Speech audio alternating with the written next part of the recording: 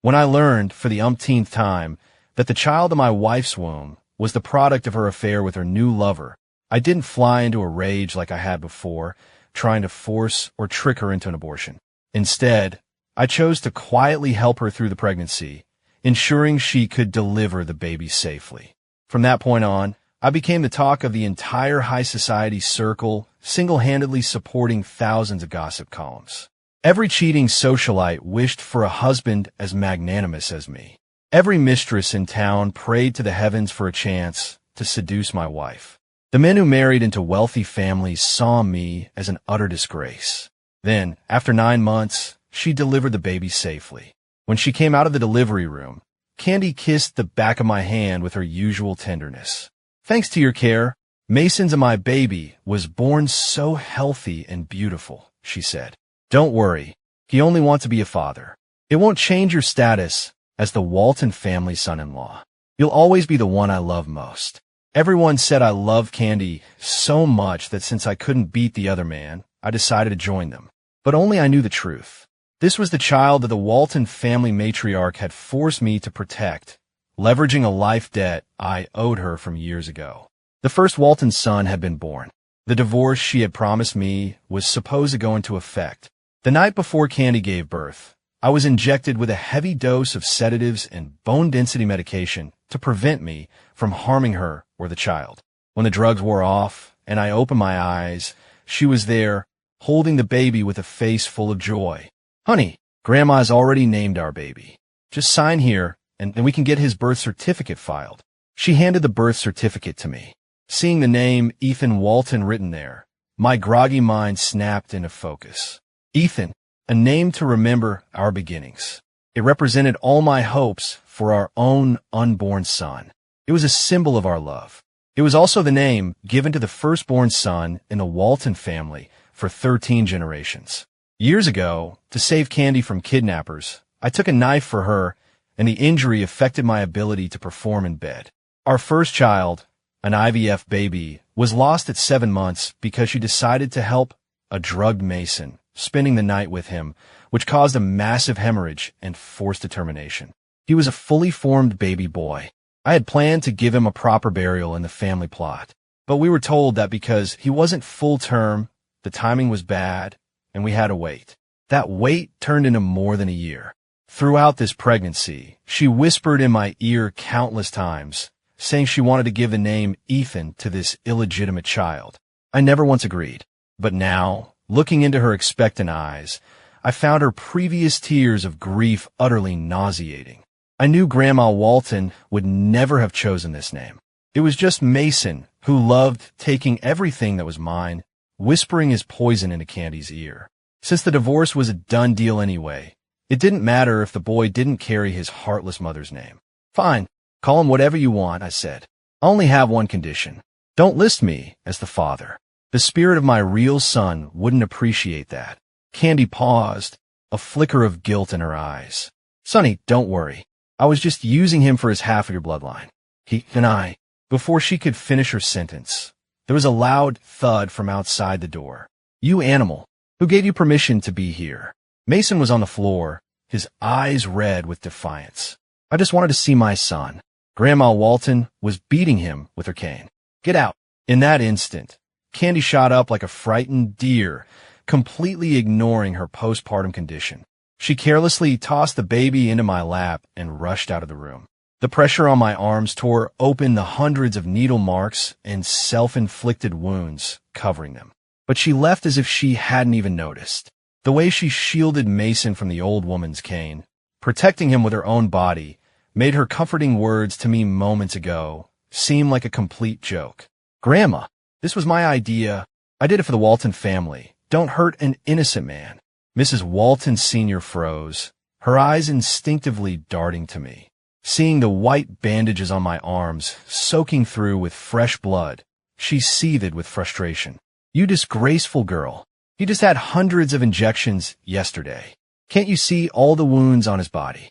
Panic and regret filled Candy's eyes, and she started to rush toward me. But just then, Mason collapsed behind her. In a flash of panic, she ignored her own condition and grabbed him, ready to leave. Grandma Walton stood firmly in her way. You are not leaving. You just gave birth. Have you lost your mind? Your husband is still in that room.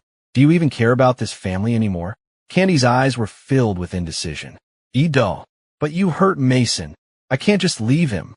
Sonny, he'll be fine with you here. There was a time she would have done anything for me like that. There was a time she would never have chosen to abandon me. I gave her a detached glance. Grandma, just let her go. She seemed shocked that I would be so permissive. After all, in the past, I had thrown tantrums, groveled, and even hurt myself, sacrificing every shred of my dignity just to keep her from leaving.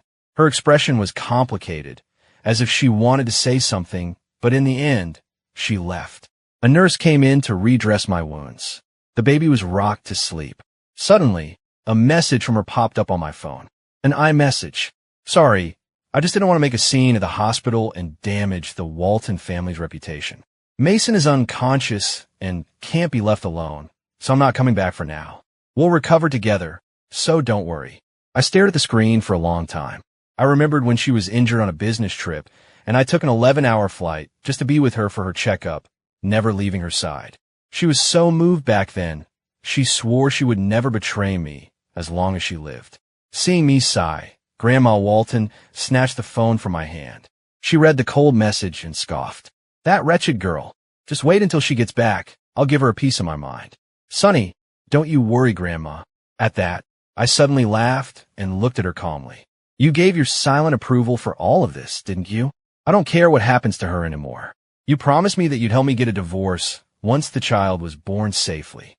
I expect you to keep your word. Her expression faltered, her eyes thick with guilt. It's true, I've wronged you. I've already tricked her into signing the divorce papers. You just focus on your recovery. You can leave after her month of postpartum confinement is over. Grandma took the baby with her, personally hiring a nanny. I quietly moved back into the apartment I had before the marriage, hoping to avoid the gossip mill. But that night, the story of the Walton heiress defying the family matriarch to protect her lover, all while ignoring her own postpartum recovery, spread like wildfire through the business world. Walton's stock plummeted, and Candy was left scrambling to manage the fallout. Mason's influencer account on Instagram was swarmed by angry comments.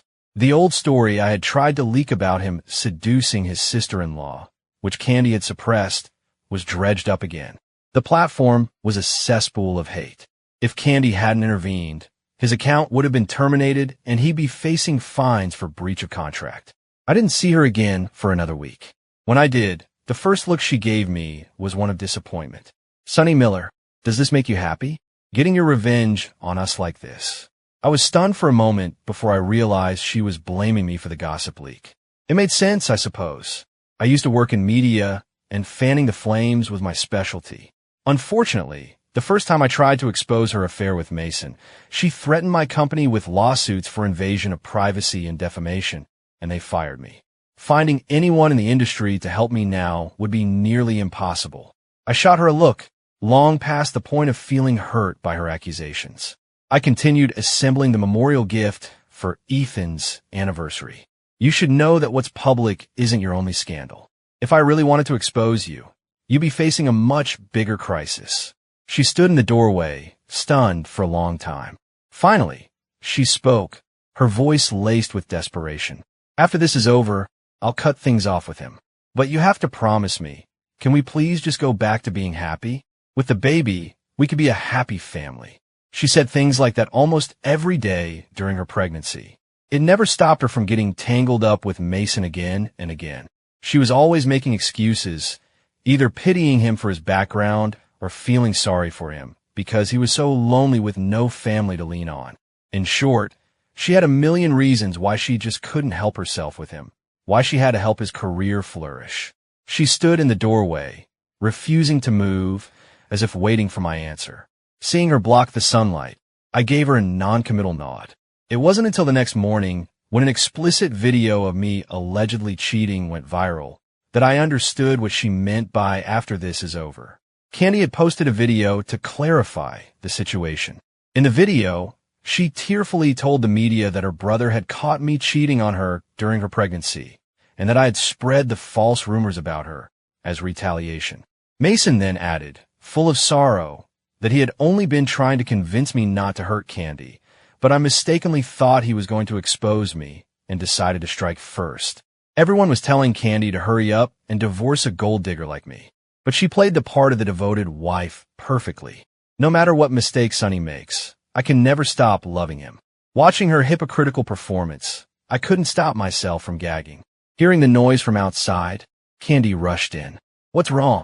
I frowned, seeing Mason trailing behind her, and pulled my arm away from her touch. Nothing. I just find you disgusting. Slandering your own husband to protect your lover's reputation. Candy, your love is truly something else. Her face went pale as she opened her mouth to explain. But Mason suddenly dropped to his knees. I'm sorry, Sonny. It's all my fault. Candy only did it to protect me. She's still supposed to be recovering, but she was so worried you'd be angry that she came all this way to explain. Please, don't be mad at her. Candy looked at him with pity, then turned a reproachful gaze on me. That's what I came to tell you. The video was fake. I had it AI generated. At the end of the day, he's your brother. It's only right that you make sacrifices for him. By helping him, I'm helping you maintain your family bond. Why do you have to be so hostile toward him? Besides, you're unemployed. A reputation is useless to you. What strangers say can't change how I feel. As long as I know the truth, that's all that matters. But he's different. He has no one, and his entire career depends on his public image. If that's ruined, he'll have nothing. Listening to her self-righteous excuses just made me sick. And whose fault was it that I was unemployed? She was the one who not only forced my company to fire me, but also blacklisted me across the entire industry, warning that anyone who hired me would be making an enemy of the Walton family. I failed interview after interview. When I finally found a job at a small, private studio, she maliciously reported the company for false violations. In the end, all of my professional licenses were revoked, and I became an outcast in my own field. I couldn't be bothered to argue with her. In a little over 2 weeks, I would be free of all this. Grandma Walton had promised to clear my name then. What happened to them didn't matter to me anymore. I looked at her, my face a blank mask, and let out a long sigh before turning over in bed. Whatever. Do what you want. She tensed up, thinking I was about to attack Mason like I had in the past, and quickly moved to stand in front of him. But when she saw me simply turn my back to them, her defensive posture faltered. After a long pause, she asked in a voice filled with disbelief, "You're not angry?" My voice was flat. "Isn't this what you always wanted? For me to get along with him?" She let out a sigh of relief, and a small laugh escaped her lips. "You're finally coming around. I knew you weren't really that cruel. I'll make this up to you in the future, I promise." I didn't answer, and I didn't look at her again before they left. Long after they were gone, I placed a hand over my chest, feeling the complete absence of any flutter. So this was what it felt like to finally let go. Over the next few days, seemingly out of guilt, she sent me gifts constantly. Even when I ignored them, she wasn't deterred, continuing to paint a picture of our wonderful future together. It wasn't until she brought up the baby's 1-month celebration party that she finally seemed hesitant. "Mason will never be able to publicly acknowledge his own son," she began.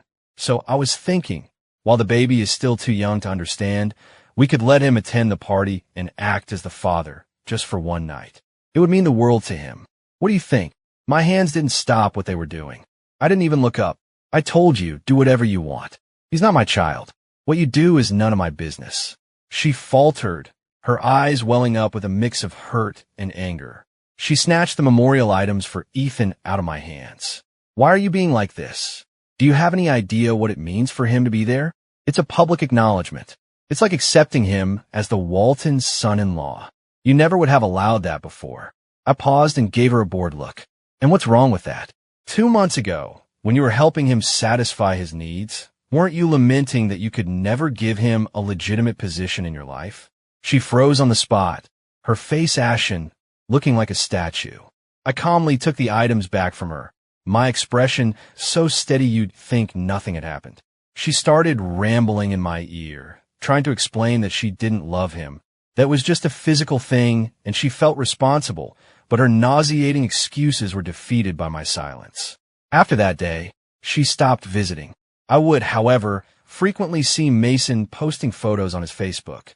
He and Candy had taken the baby for all sorts of family photo shoots. The day her confinement ended, the Waltons threw a lavish party for the illegitimate child. Grandma told me the divorce papers would be finalized the next day.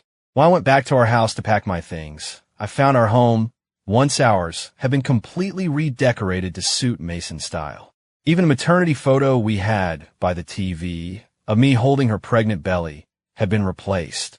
In its place was a family portrait of her, Mason, and the baby. In the picture, Candy was smiling, a radiant, happy smile. It was more beautiful than the one she wore on our wedding day. I went back to the bedroom to pack the clothes I'd had before we were married. But as I searched the closet, I couldn't find it, the custom-tailored suit my mother had made for me by hand before she passed away. I was about to call her and ask when I saw it on Facebook. A picture of Mason at the party, wearing my suit. A hot rage boiled inside me. I grabbed a cab and rushed to the banquet hall. I found him with his arm around Candy, both of them beaming as they accepted congratulations from the guests. When Candy saw me, her expression was a mixture of guilt and a smugness that said she'd been expecting me. She let go of Mason and walked toward me. I knew you wouldn't be able to stay away, but today is a special day for the baby, so please don't. I didn't let her finish. I stormed past her and punched Mason square in the face. Remember your place? You're the other man. Don't be like your mother, always stealing what belongs to others. With that, I pulled out a pair of scissors and started cutting his shirt to ribbons. The fabric ripped with a loud tear, accompanied by a shrill scream.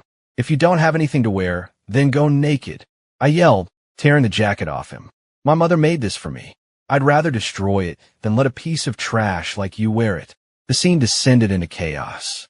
Grandma Walton, who always prized the family's reputation above all else, surprisingly did nothing. Candy draped the shredded fabric over Mason's shoulders and glared at me with fury. How could you be so cruel? In front of all these people, how was he supposed to show his face? He was just borrowing it. Do you really have to be so petty?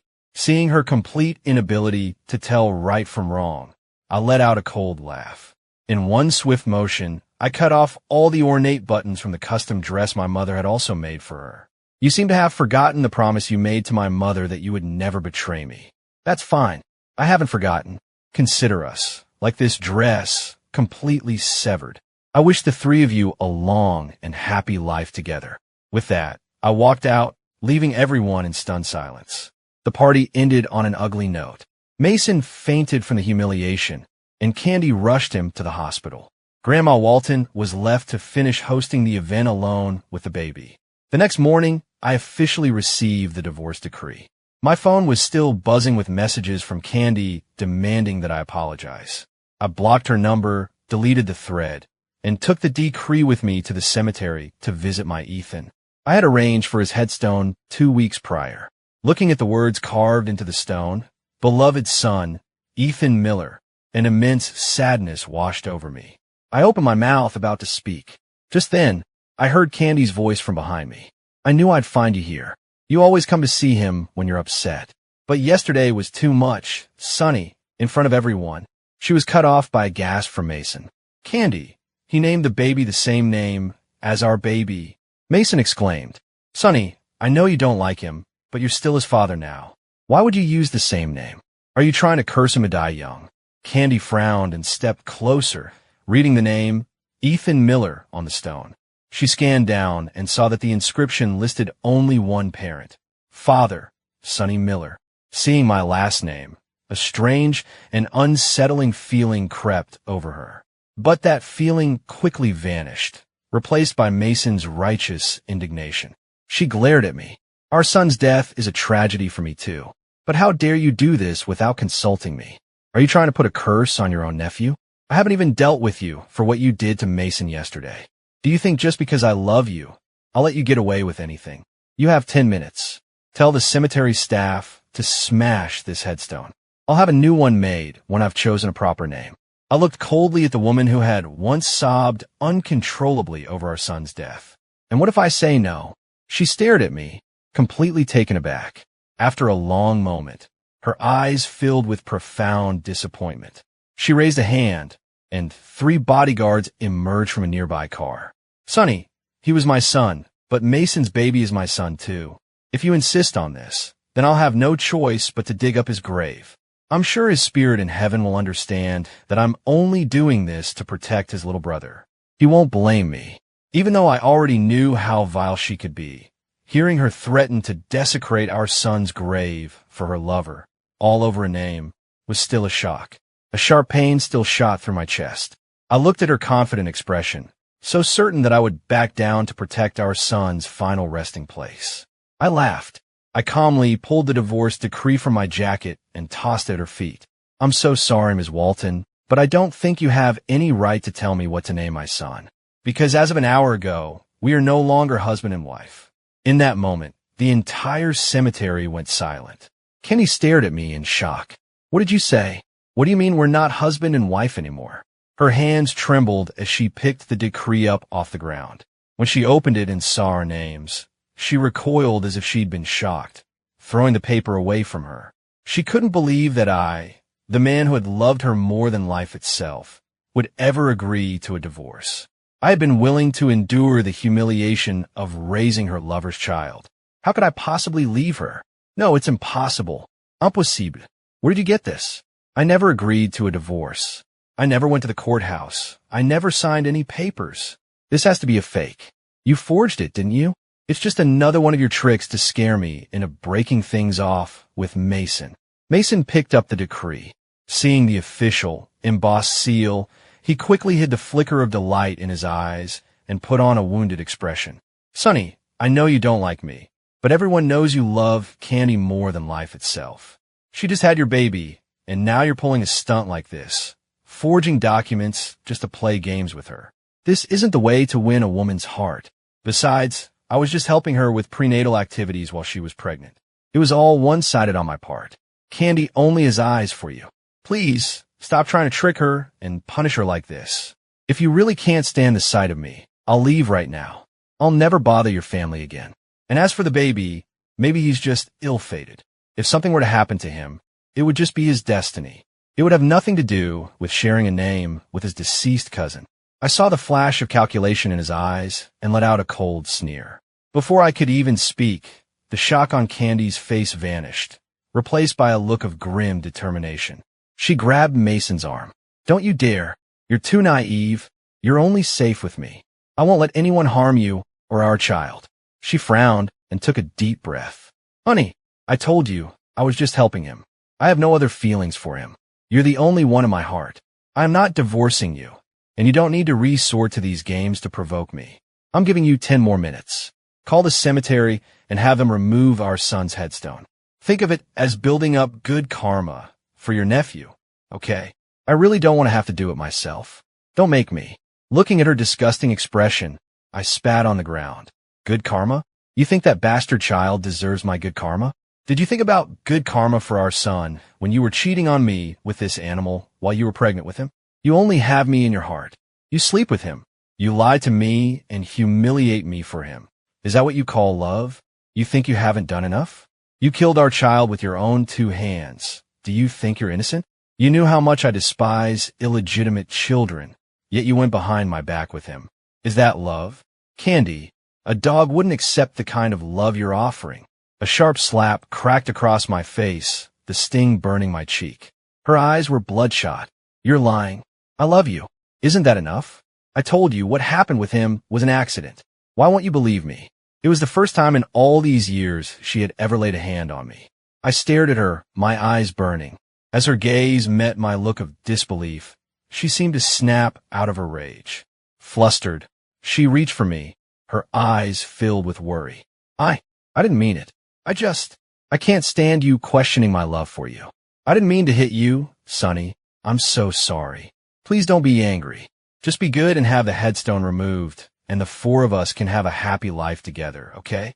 I looked into her hypocritical eyes and let out a bitter laugh. No, from now on, it's just the 3 of you, without Sonny Miller. Candy, we're finished. The words were barely out of my mouth when her assistant called. Ms. Walton, it's terrible. Your grandmother just released an official statement confirming your divorce from Mr. Miller. And she also released all the evidence showing how you framed him all these years to protect Mr. Mason. The phone hit the ground with a thud. Candy's eyes were wild as she stared at the divorce decree on the ground. Impossible. How could this be possible? Her mind went blank.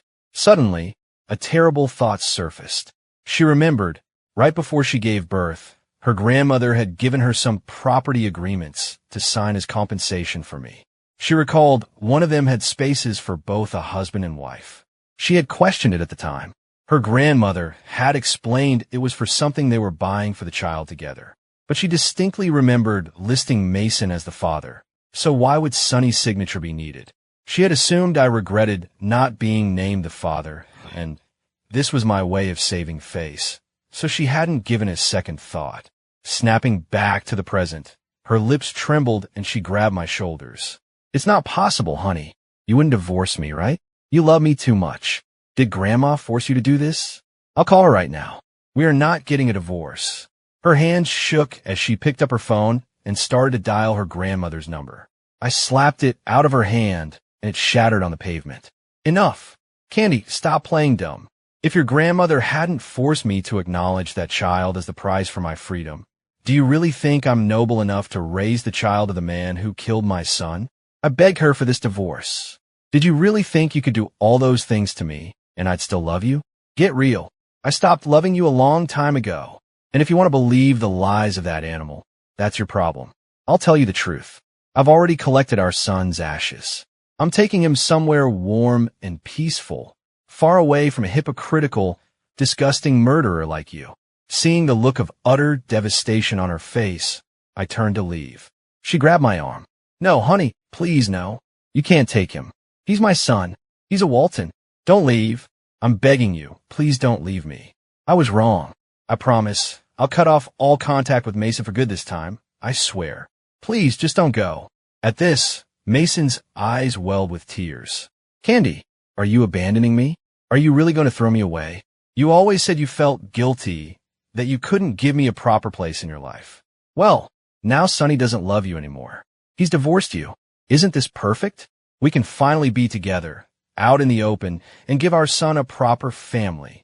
Candy, I only have you. You told me you loved me. You can't leave me now. Normally, this act worked on Candy every time. No matter how remorseful she felt toward me, it would all evaporate the moment he started playing the victim, and she would force me to be the one to back down. But this time, she shoved his hand away without a second thought. Get away from me. When did I ever say I loved you? You were drugged, and I was afraid someone would take advantage of you. So I helped you out. It was just physical, that's all. The only person I have ever loved is him. Who says he doesn't love me? He's just angry right now. Once I win him back, he'll remarry me.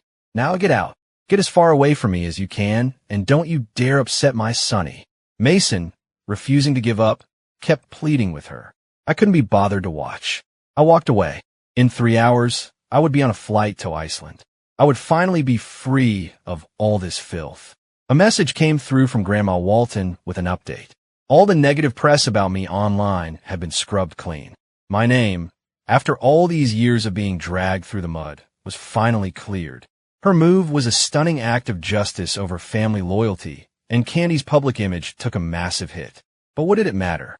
At least by handling it herself and pinning the blame on Mason, the damage to Candy was far less than if I had gone to a rival and exposed her directly. She had the PR machine to protect her granddaughter's bottom line. I read her text message apologizing, but I didn't reply. I just grabbed my suitcase and boarded the plane. Meanwhile, Mason followed Candy all the way back to the Walton estate. No matter how much he pleaded or played the victim, Candy was dead set on throwing him out. Seeing that his efforts were futile, he finally stopped fighting. He made one final request before he left. One last dinner together for old time's sake. After a long silence, Candy agreed. At dinner, Mason was wearing a white t-shirt, the same kind I had been wearing the day she and I first met. She wanted to tell him to change, but when she saw the wounded look in his eyes, she held her tongue. Mason raised his glass, toasting her for all her help over the years. The more he spoke, the redder his eyes became, a truly heart-wrenching sight.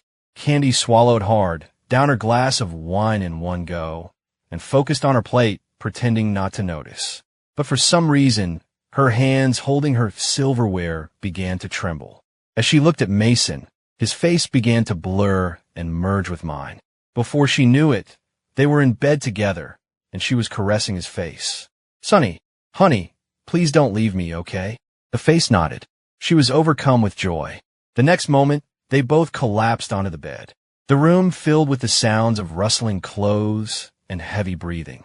Just as Mason thought his plan had succeeded, the bedroom door burst open with a loud bang.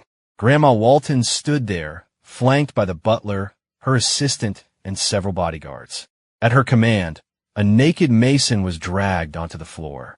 Meanwhile, the butler doused Candy with a bucket of lukewarm water. Before she could even speak, her grandmother threw a thick file of papers in her face. "You fool! You absolute idiot! How could you fall for the same trick twice? Did you really think a rival drugged him? Did you really think it was a coincidence that he stumbled into your room? He drugged himself. He did it so that the exertion from your helping him would cause you to miscarry. He even used your phone to text Sonny, telling him to come and catch you in the act. This kind, innocent Mason you've been protecting is the monster who destroyed your family, and you hurt your own husband for him." With the evidence laid out before him, there was no escape. Mason trembled, crawling on his knees to the side of the bed. "Candy, I was wrong. I only did it because I love you so much. I just wanted to be with you just once. I'll never do it again, I swear. For our son's sake, please forgive me." Staring at the photographic evidence of his betrayal, Candy's heart felt as if it had been shredded by a knife. She thought about how she had risked her pregnancy for Mason over and over. She thought about Sonny, forced to watch them together. She thought about their fully formed baby boy. She thought about the look of utter despair in Sonny's eyes. A mouthful of blood sprayed from her lips. Her eyes blazing, she leaped from the bed and began kicking Mason relentlessly. "You animal! You deserve to die." The bodyguards had to step in and restrain her before she killed him. Grandma Walton glanced at the pathetic figure on the floor, spat in his direction, and left. Candy's eyes were cold and dark. Half an hour later, she was personally forcing a bottle of heavily drugged wine down Mason's throat. "You like to drug people? You like to possess them? Mason, I'm going to make you regret ever crossing me." He was dragged to a windowless basement, and his limbs were bound. Lined up at the door was a long queue of large, burly men. In that instant, all the strength left Mason's body. "Kanzi, I'm sorry. I was wrong, please. You can't do this to me. You said I was the only one who could satisfy you. You can't let these other men defile me." Candy looked at him, her eyes like ice. "It's not defilement. I just want you to experience what it feels like to be truly satisfied." Mason's body shuddered as the first man fell upon him. "No, get off me. Don't touch me, I'm a man. Candy, you bitch. You're the one who let me hurt him. You protected me every single time. You're the one who destroyed him. You think this will make Sonny take you back? You're dreaming. He will never forgive you." Candy paused. "If your suffering is great enough," she said, "he will." With that, she turned and walked away. Mason's blood-curdling screams echoed through the house until the next morning. The illegitimate child met a similarly tragic fate. Candy watched him quietly. "This animal that shares your blood doesn't deserve to live in this world. My child, the Walton heir, will be Sonny's child and no one else's. As long as he's alive, Sonny will never come back to me. I won't give you a single chance to recover from this. A bastard like you deserves to rot in the gutter forever." Lying on a gurney, undergoing a castration procedure without anesthesia, Mason looked at the lifeless body of his son. He had never imagined that the gentle Candy could be capable of such horror. He tried to speak, but his mouth was a mangled ruin of flesh and blood. Soon, the pain became too much, and he passed out. When the procedure was over, Candy personally watched as Mason was transported to a psychiatric hospital. Only then did she board a plane to find me. This time, she would never let him go. After landing in Iceland, I checked into the guest house I had booked. Here, the days and nights were unbalanced. There were only about 4 hours of daylight, with the darkness stretching on for nearly 20. Deep winter was the perfect time to see the northern lights. During the months when Ethan was most active in the womb, Candy would always press my ear to her belly to feel him kick. I thought I was the happiest man alive back then. I used to talk about bringing him here one day to see the lights. We would stand under the most beautiful sky in the world and wish that we would be a family again in the next life. That wish never came true, but that was okay. I was here to make a new wish. I would wish that we could still be father and son in the next life, but that we would stay far, far away from a disgusting woman like Candy. After 3 days of rest, the rest of my tour group arrived. We were all here for the same reason, to chase the aurora and explore the natural wonders. I thought the false trail I'd left would be enough to throw Candy off my scent. But on the morning we were set to depart, I saw her standing at the entrance. I hadn't seen her in 3 days, and she looked terrible. Her face was gaunt, with dark circles under her eyes, and she had lost even more weight. The only thing that seemed alive about her were her eyes, which lit up with excitement when she saw me. "Sonny, I finally found you. I knew you'd be here. You always said you wanted to bring our son here to make a wish under the northern lights. How could you come without me? Ethan would be so happy to know his mommy and daddy are here with him." Looking into her eyes, which she thought were full of love, I felt a cold shiver run down my spine. "We're divorced. Could you please stop making me sick?" Her pupils contracted, and a flicker of pain crossed her face. But she quickly composed herself. She smiled and took a step closer. "It's okay, Sonny. I know you're just angry with me right now.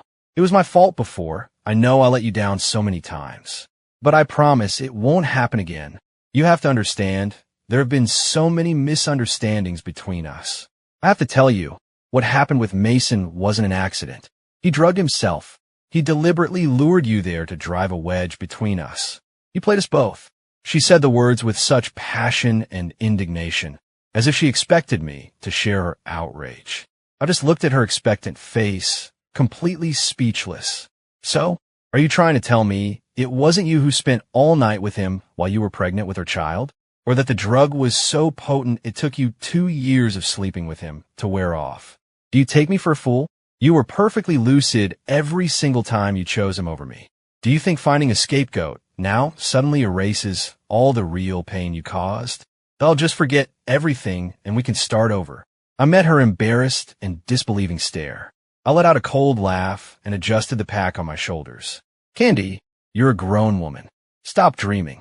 Right now, you could tell me you were possessed by a demon that forced you to hurt me, and I still wouldn't have the slightest desire to get back together with you.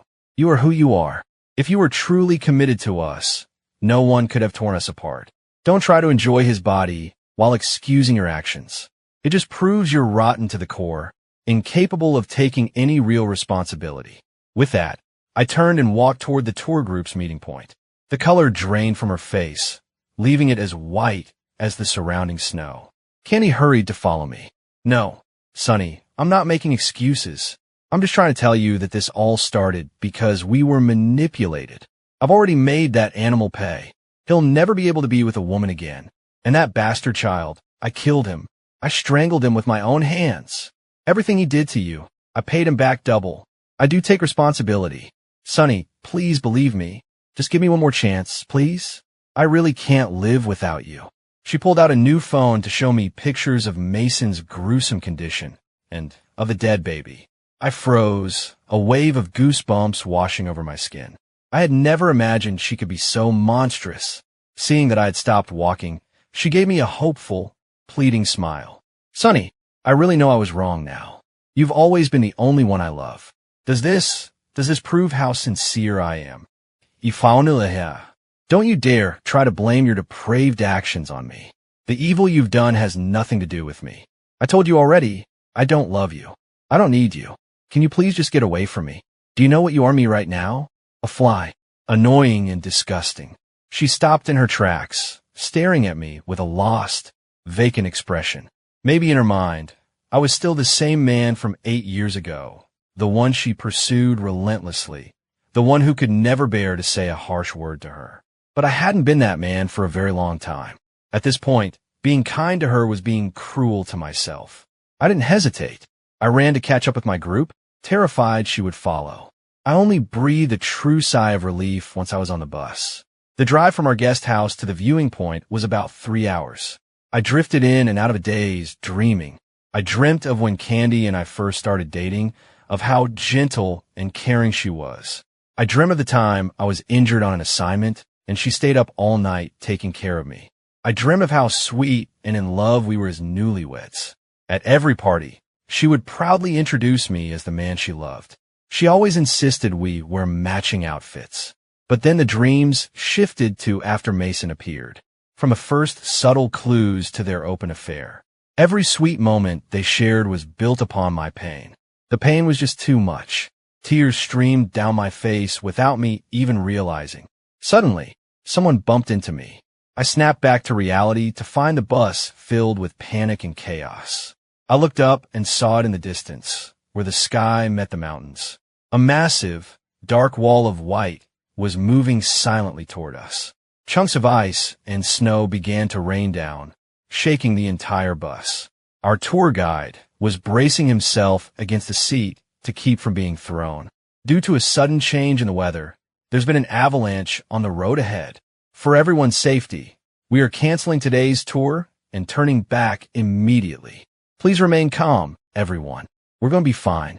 In the face of death, all the drama and grudges of my life seemed utterly insignificant. I clutched Ethan's urn to my chest and prayed. But a second later, a deafening roar hit us. A wall of snow crashed down from all sides, completely surrounding us. The bus was thrown sideways with a violent impact. The driver wrenched the wheel, and people were thrown around the cabin, their heads slamming against the windows. But I was thrown into a soft, fragrant embrace. I looked up and met Candy's deep, loving eyes. I was completely stunned. Before I could say a word, she gave me a gentle smile. "Don't worry," she said. "This time, I won't leave you and Ethan behind." The words had barely left her lips when the bus violently flipped onto its side.